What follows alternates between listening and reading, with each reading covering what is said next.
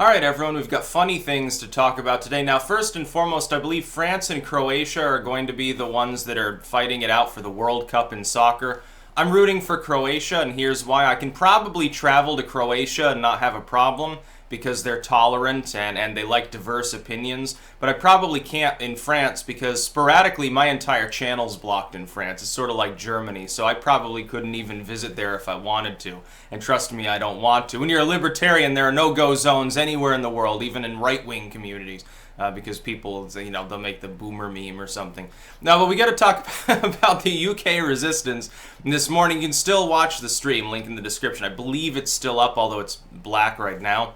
The Trump baby balloon that they were going to fly over London victoriously to show the solidification of the London population behind their prime minister or Sadiq Khan or the Queen or something, and protest Trump because he's evil. Trump has 2 scoops, 2 genders, 2 handcuffs on Stormy Daniels. It's just a terrible, terrible time. Everything's going wrong. They've got to stop him. What better way than to fly a fucking balloon?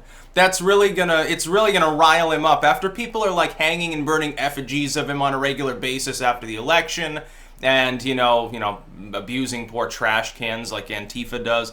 I'm sure that the baby balloon, the worst thing ever, really. Trump went into the bathroom and fucking cried about it. People from another nation might not like him. Wow, big thing. Here's what actually happened. First and foremost, a lot of people realized the balloon was not the Goodyear blimp. It's maybe the size of a van. It's large. I don't know why it cost, what was it, some inordinate, some 30,000 pounds or some crazy sum. Are you kidding? Dude, just take a bunch of regular balloons and then put a span of latex over it. Oh, that's where somebody would probably shoot it down. They probably had to have like an armored balloon in order to keep people from expressing their disdain for it. Then they zoom out, the Guardian stream, they zoom out, looking down at the crowd from up in the sky. There's like maybe 1,000 people there, 1,500 maybe at peak if they're lucky. Out of a population of, what is it, how many people live in London? 5-6 million people? Including the metropolitan area. You can't find 2,000 people that hate Trump enough to show up for an hour and mill about looking at the baby balloon? You can't, not even in the middle of fucking London? So much for your resistance, dude. God, there have been bigger protests here over them raising the price of a hot dog by 10 cents. I mean, here in Rutland, there were probably... Rutland, keep in mind, the entire metro area of Rutland is like 25, 30,000 people or something. The whole county has 55,000. There may have been this many people protesting after our idiot mayor, who now is the former mayor, decided all of the immigration stuff unilaterally and didn't consult the city council. Like, there may have been more protesters in the middle of Rutland, the literal small town America, and I do mean small, than I'm seeing here from all of London, plus the surrounding areas. You might have some college kid from the next city over, no, I'm going to stop Trump, and then they bus in, they take the tube, or whatever you do, to the center of London, and I guess they stood there for 20, 30 minutes, then they said, fuck this, and they went off to get their vegan salad with their soy supplement. What resistance? I'm not seeing much. I mean, I'm literally looking at the currently dead stream right now. They've got one little square there, and there are some people on the sidewalks adjacent to it, but that's like maybe 500 people total in that entire area. The entire shot here has maybe 2,000 people. How much you want to guess? At least a small proportion of those are people that don't even agree with the idea, and they're just sort of standing there because it's a spectacle. They're hoping that the news people are going to show up and they're going to have that close-in shot that makes it look like a big crowd. And the media does this constantly. They used to do it at Clinton rallies too. And they'll get behind them and they'll be like holding up a Tommy Robinson sign or something. And some of these are probably free Tommy people that wanted to get in a news crew shot to queer their broadcast to make sure they had to shut it off early. This is not particularly impressive. Now Trump, before this little visit, right? He's like, oh, well, Theresa May made a big mistake. I don't know if we can strike a deal between the US and the UK. I told her, don't go in, you need to go in hard and dry and really pound the EU. You need to pull a Nigel Farage. That's why he was successful with the Brexit thing in the first place. Theresa May should have gone in with a really, really hard-line deal. Basically, a 99% of everything I want, you get a few crumbs. And the EU would have balked at it and said no, and then they would have made a new proposal, but it wouldn't have been the Brexit deal that they're looking at now. The new Brexit deal they're looking at is basically the EU gets everything. the UK might get a ban on free movement. And that's a might. That might happen. The EU might shoot it down. I expect them probably to. And then the other day, I think Juncker there was drunk again for like the 5th or 6th time in public, could barely even walk. Some people speculate it was Parkinson's. No, as someone who likes his wine, yeah, that's a person who drinks but can't hold their liquor. That's what that amounts to.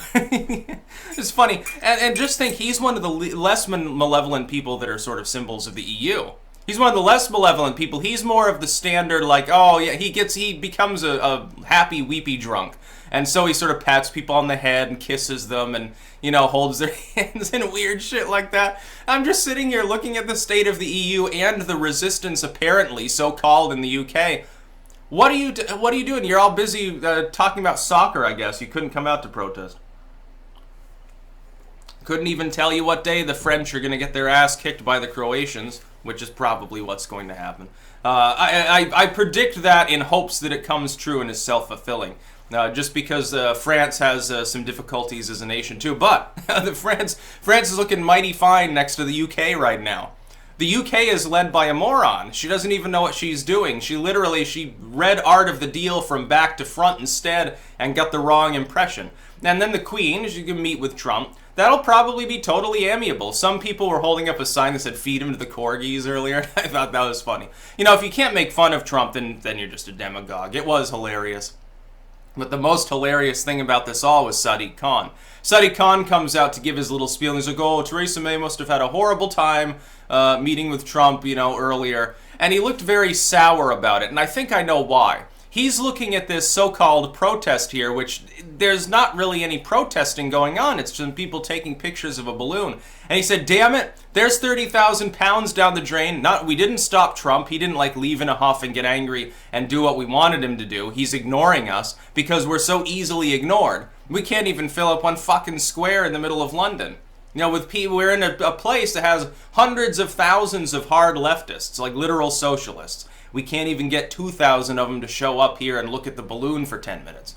That's why Sadiq Khan is angry. I'd be angry too, because he's betting his entire career rides on Trump derangement at this point. What else is he doing? Swimsuit bans on the city buses. You've got to cover up, basically, because you don't want anyone to get the wrong body image. I wonder why he thought that. And then he pretends to be far left, and he goes, oh yeah, I love gay rights and stuff. It's a total sham, but it's funny anyway. We're going to stop that evil, xenophobic bigot Trump by flying a balloon. The balloon at peak, I think, was maybe 150 feet in the air. Barely tall enough to be seen over the peaks of many of the adjacent buildings. That's not impressing anybody. Again, balloons far larger than that fly over every fucking sports game in this whole country. It's like some local buttfuck city is playing the Rubes next door and they have a blimp going over. So how is this impressive at all? I'm sitting there laughing at it. It's like there was the morning chuckle. I'm sitting there with my coffee. I'm like, I need to do my videos. Then I see that and I'm like, oh, I'll check out the stream. And within 10 minutes between that and looking at people shitposting on 4chan, I'm like, they're fucking practically rolling on the floor, and it's not even because my foot hurts. Actually, it's feeling a lot better. I mean, it's the greatest thing ever. This is one of the greatest moments in British history. They've got the Brexit deal is falling apart. Theresa May might end up out. Trump is openly saying, well, Boris Johnson should be your prime minister, and then this happens, and Sadiq Khan practically has to go and cry into his ale. It's the funniest thing ever. That's about all. Peace out.